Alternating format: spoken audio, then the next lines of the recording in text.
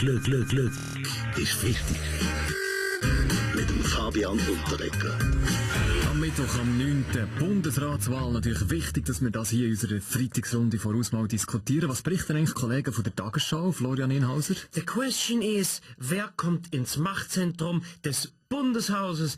Hashtag in the house, Hashtag in-house, Hashtag funny, Hashtag joke, Hashtag I would love to vote for Mr. David Cameron. Absolut gute Idee, Florian, absolut. Jetzt Stimmen aus der Runde, sonst noch so. Wer macht's denn am Mittwoch?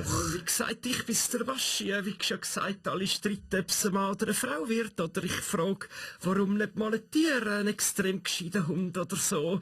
Oder ein Affe, der Klavier spielen wie Zomaruga.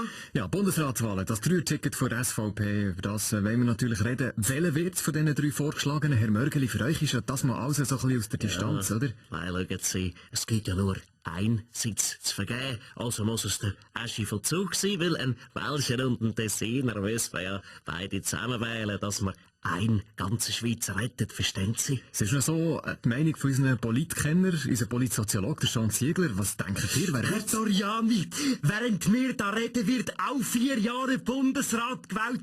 Und auch Woche stirbt der Vogel, weil er in eine Bundeshausscheibe fliegt und auch Stunde furzt einer während einer Ständeratssitzung und zeigt auf den Anger und alle Minuten klemmt sich ein Nationalrat der Finger bei der Türe von Raucherterrassen ein. Merkt ihr nicht auch, dass etwas nicht stimmt, Herr Doriani? Es stimmt etwas nicht, Herr Doriani. Gut, ihr habt sicher recht, Herr Ziegler. Jetzt vielleicht noch schnell ein anderes Thema. Wir sehen ja nächstes Mittwoch, wie es rauskommt. Neues Thema, Asylchaos.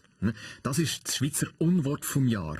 Asylchaos. Was wäre denn euer Wort vom Jahr gewesen? Frage vielleicht noch einmal schnell den Florian Inhauser von der Tagesschau.